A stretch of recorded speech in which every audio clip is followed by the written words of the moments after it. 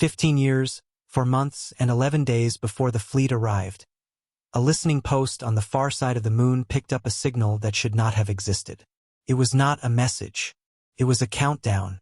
Dr. Priya Anand read the translation 3 times before she believed it, and even then she did not believe it. The signal repeated itself every 11 hours, patient and mechanical, embedded in a carrier wave that had crossed 4 light-years to reach them. Stripped of its encoding, it said only this: coordinates, a date, and a single phrase that the linguists would spend a decade arguing over. The closest agreed translation was blunt enough to end every argument in the room the day it was found. "We are coming to end what you are." Priya remembered standing in the observation deck of Meridian Station with the printout in her hand, watching Earth turn slowly below her, blue and indifferent, and thinking, they have no idea.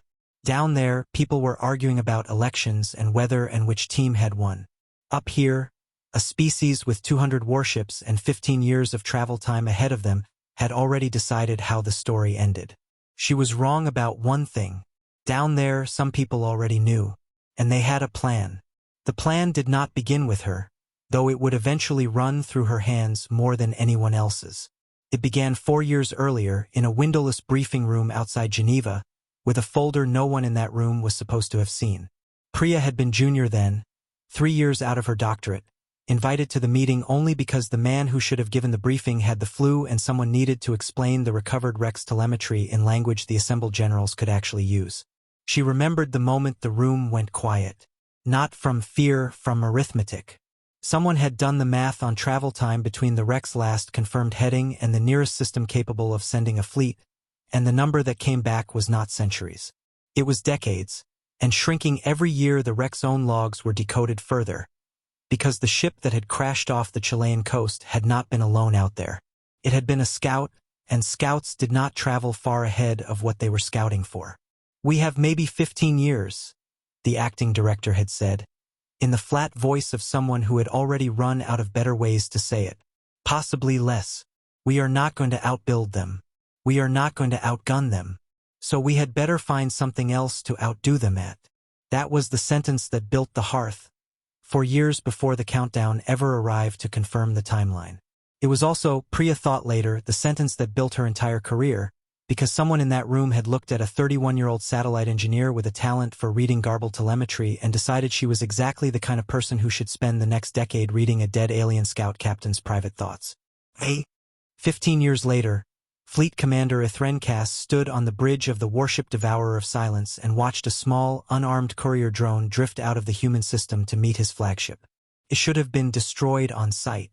Every doctrine his people had built across 6 centuries of conquest said so.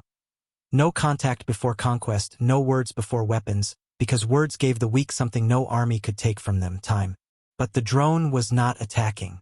It was not even armed. Carried a single data packet, addressed, impossibly, to him by name. Cass had never told anyone outside his own war council that he commanded this fleet. His name did not exist in any transmission his people had sent toward this system. And yet here it was, spelled correctly, in a language his translators confirmed was a passable dialect of his own tongue. He opened it anyway. Curiosity had ended more of his rivals than combat ever had, and he intended to survive being the exception. The message was short. It showed a stretch of open coastline, empty and green, with landing coordinates marked in bright human colors. Beneath it, in careful, formal Calathi script, was a single sentence. "Welcome. We have been expecting you." Cass read it twice. Then he did something he had not done since he was young enough for it to be forgivable. He laughed, once, short and humorless, and ordered the fleet to hold formation while his officers argued about what kind of trap smiled first. The truth, which Cass would not learn for another 6 hours, was that humanity had known about the Caliph long before that countdown ever reached the moon. 11 years before the signal, a Caliph scout craft, small, fast, and never meant to be seen, had suffered a catastrophic failure over the South Pacific and gone down in 4 kilometers of water. The official story, released to a handful of governments and no one else, was a meteor. The real story was recovered piece by piece over 3 years by a joint program so quietly funded that most of its own engineers did not know which country was paying them. What they found down there was not a weapon. It was a mind. The scout systems ran on principles humanity did not have words for yet. But principles were things you could learn if you were patient, and humanity, faced with the alternative, discovered a talent for patience it hadn't known it had. By the time the countdown arrived from deep space, the wreck had already taught them how Caliph sensors saw, how Caliph shields failed, and this was the part that mattered, how Caliph culture worked. That last part came from something no one expected to find in a warship. A diplomat's logbook, stored in a partition the weapons systems didn't touch, written by a scout captain who had apparently disagreed, quietly and fatally, with her orders. You should not har logs described a civilization obsessed, above almost everything else, with the sanctity of invitation. Among the Caliph, to invite an enemy onto your ground was not a courtesy. It was a binding act older than their laws, older than their wars, a declaration that whatever met on that ground would meet as something other than predator and prey. Refusing an invitation, once accepted, was the single greatest dishonor a Caliph commander could inflict on their own name. It was not tracked by treaty. It was tracked by shame, and shame, the logs made clear, killed careers in ways that battle rarely did. Humanity read those logs the way a drowning man reads a rope. Priya was the one who found the passage that mattered most. 3 years into the translation effort, buried in an entry the scout captain had marked, in her own private shorthand, as something never meant to be transmitted home. It described a moment early in the captain's career, on a world already conquered, where a defeated planetary leader had invoked an ancient hearthright no one in the invading fleet had expected a primitive species to know existed. The invocation had not saved that world, but it had cost the conquering commander his rank, his name, and, the captain wrote with something that read, even in translation, like bitter approval, very nearly his life when his own crew turned on him for the dishonor of ignoring it. The captain had not written that passage as a warning to her enemies. She had written it, Priya came to believe, as a warning to her own people, one she never got the chance to deliver in person. Reading it 4 light years and a decade after her death felt, to Priya, uncomfortably like being handed a gift the woman had meant for someone else entirely, and hoping it fit. They did not build a superweapon. They could not in 15 years, not against 200 warships built by a species that had been conquering for 600 years. What they built instead was smaller, stranger, and, if the logs were right, far more dangerous. They built an invitation the Caliph could not refuse without unraveling their own chain of command from the inside. Ambassador Mira Okonkochin had not wanted the job. She said this, often and without embarrassment, to anyone who asked why the most important diplomatic post in human history had gone to a woman who had spent the previous decade negotiating water rights between drought-stricken provinces instead of first contact protocols with alien empires. Her answer never changed. Water wars did not care about your species. People threatened, people postured, people found reasons to believe the other side was less than human so that taking their water felt less like theft. She had spent 10 years learning to sit across from someone who wanted her dead and find the one true thing they both needed, and needed enough to trade for. The committee that selected her decided that skill did not care what shape the enemy's body was. 15 years of preparation had given her a great deal to work with and almost no time to feel ready for any of it. She stood now on a stretch of reclaimed coastline in what had once been northern Chile, in a structure the engineers called the Hearth and the public had not been told existed, and watched 200 points of light resolve, one by one, into ships the size of small cities. Beside her, General Adiz Bello, the only other person who had known, from year one, exactly what this coastline was being built for, did not look up from the tactical display. "Shields at full," Bello said quietly. "They won't see them unless they fire on us. If they fire on us." "They won't fire first," Mira said. "Not yet. Not until they understand what they're looking at." "And if they never understand it?" Mira watched the largest ship in the formation break away from the others and begin its descent, alone, unescorted, exactly as the protocol demanded of a fleet commander accepting an invitation on foreign ground. "Then I'll have failed a job I never wanted," she said. "And you'll be very right to have kept the shields up."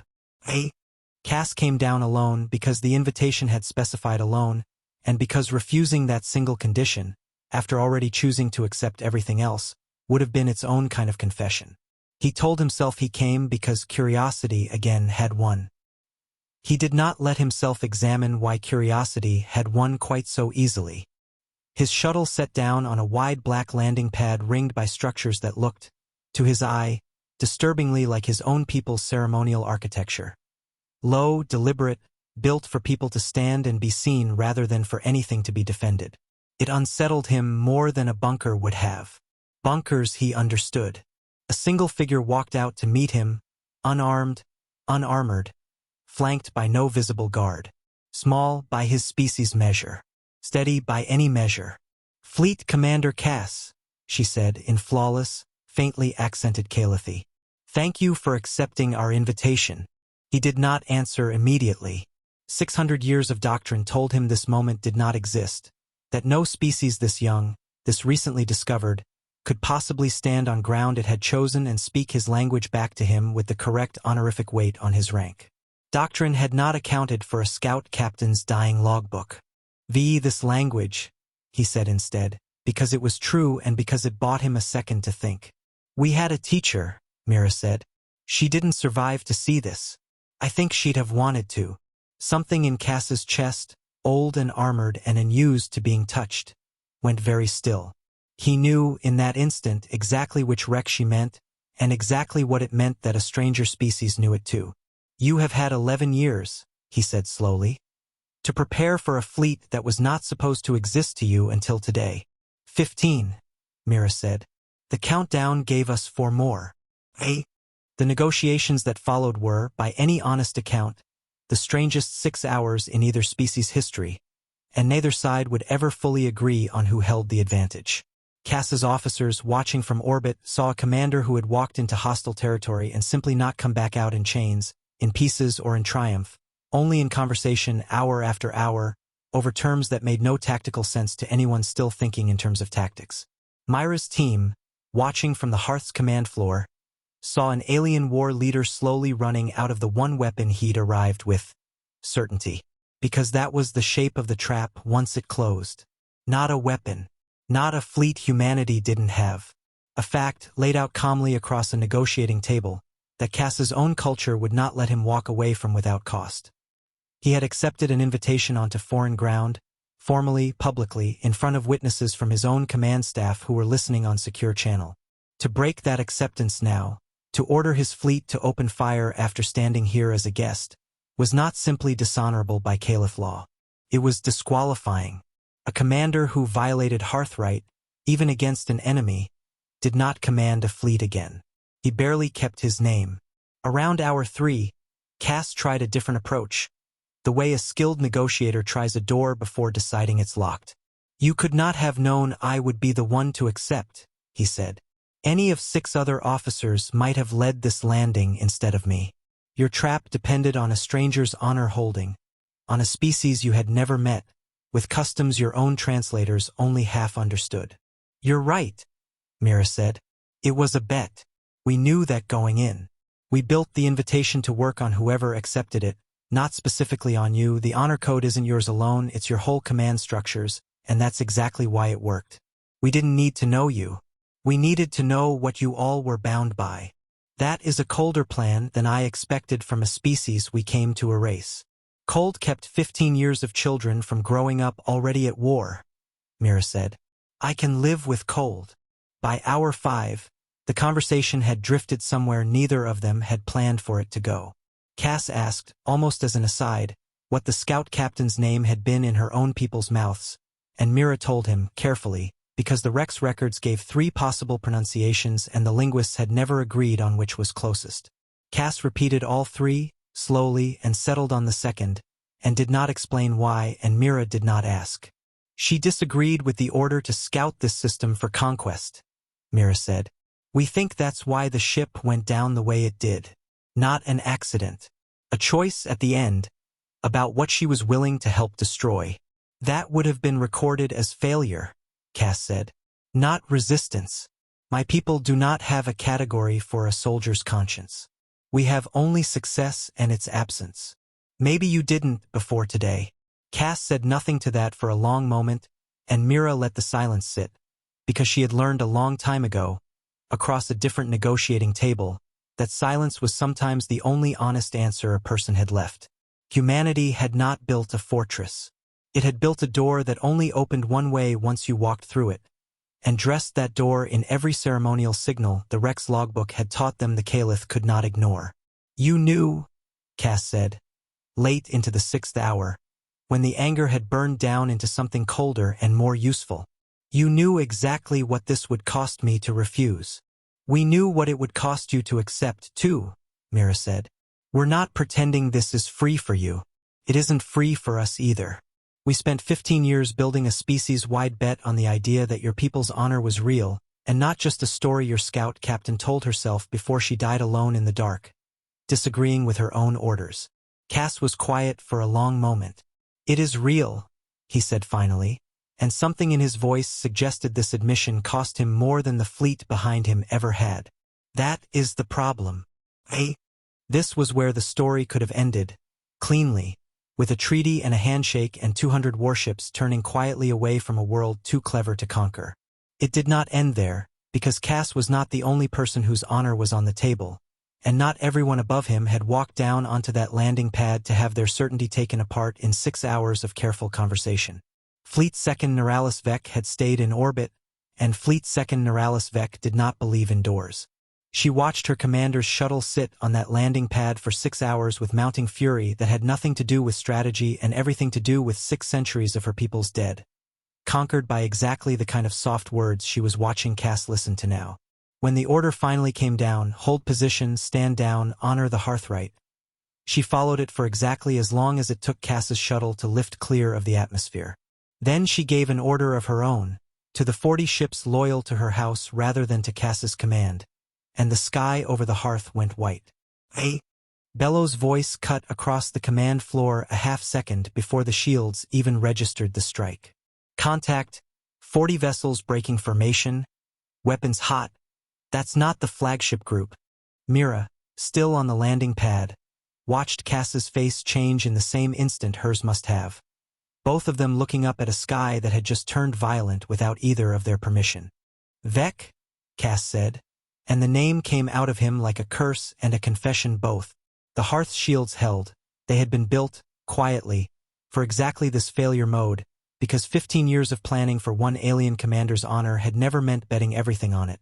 But the strike still cratered half a kilometer of empty coastline and knocked every unbraced structure on the pad to the ground.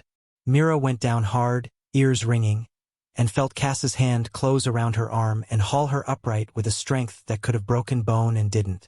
"This was not my order," he said, and it was not an apology, not exactly. It was something closer to a debt being acknowledged in real time. "I know," Mira said, because the logbook had warned them of this too, that a hearth oath bound the one who swore it, not every hand that held a weapon under their command. "What do we do about it?" Cass looked up at the sky, where his own fleet was beginning, slowly, to turn on itself, loyal ships moving to intercept the 40 that had broken formation, because whatever else Vec had just done, she had also just made every commander still holding to Hearthright choose a side in full view of their entire species' honor code. "We finish what you started," Cass said, loudly enough that no one watching can pretend they didn't see it. What followed was not the battle either fleet had trained 15 years for. It was messier, faster, and stranger than any war game on either side had modeled, because it was not humanity against the Caliph. It was a fractured chain of command tearing itself apart in real time over a question that had no precedent in 6 centuries of conquest. What do you do when your own honor code turns out to be a weakness a stranger species understood better than you did? Bellows' shields held the hearth. Human orbital defense, quiet, dark, built from technology that owed more to a dead scout captain's stolen schematics than anyone outside the program would ever be told, rose to meet Vec's 40 ships not as a declaration of war but as a declaration of whose side the ground itself had chosen. Cass's loyal fleet, shamed and furious and finally, truly afraid for the first time since the countdown had been sent, closed the gap from the other side. Vec did not surrender easily. She had built her career on the belief that mercy toward the young and the weak was how her people had started losing wars they should have won by default, and she fought the way that belief demanded, hard, fast, and without room for a version of events where she was wrong. On the command floor, Bello called the engagement the way she'd called every drill for 15 years, voice flat and fast, no room in it for the fact that this was the first time any of it was real. Platform 3 taking sustained fire, rerouting power from the southern array. Commander Cass's group is running an intercept pattern I don't recognize. Looks like they're trying to herd rather than destroy. They are, Mira said, watching the tactical display over Bellow's shoulder. Vex ships are still Caliph. Cass won't want to end this by killing his own people if there's another way to stop them. There might not be another way. There wasn't for us either 15 years ago. We built one anyway. It took the better part of an hour, for of Cass's ships, and one of Bellow's orbital platforms before Vex's flagship finally went dark and drifted, silent, into the space her 40 ships had tried to burn. In the end it was not overwhelming force that broke her line but her own captains. 3 of them, in the final minutes, breaking formation not toward the enemy but away from her, refusing in order to press the attack after watching their fleet commander keep an oath under fire that Vex herself had just broken in full view of everyone. Doctrine had told them mercy was weakness. They had just watched weakness win.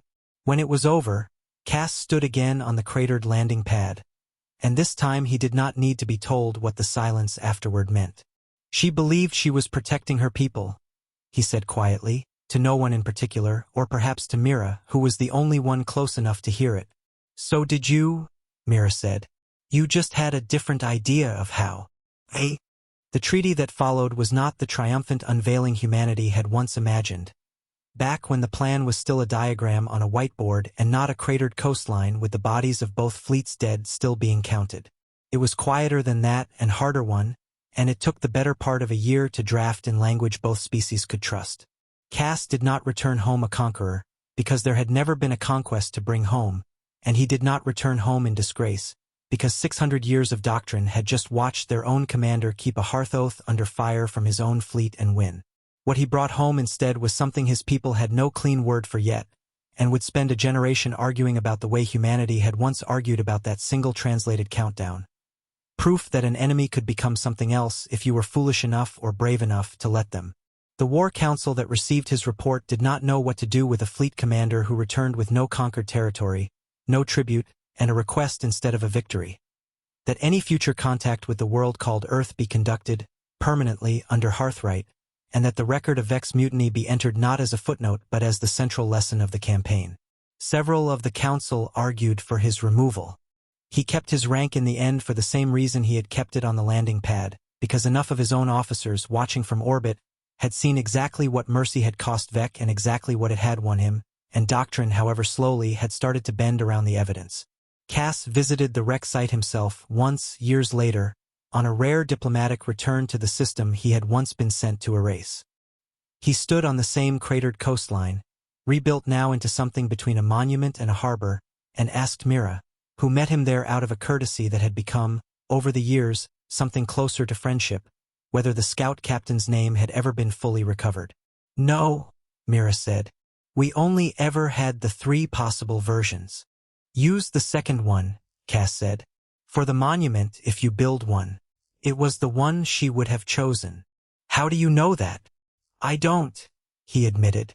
But I have decided to believe it, and I find that belief costs me nothing and gives her something. That seems now like the better trade. Mira never became famous for it, not really, not in the way the history books that got written decades later like to imply. She went back, eventually, to negotiating water rights between provinces that had never heard of the Caliph and never would, because someone had to, and because she had learned a long time ago that the shape of the enemy across the table mattered far less than the one true thing you both needed enough to trade for.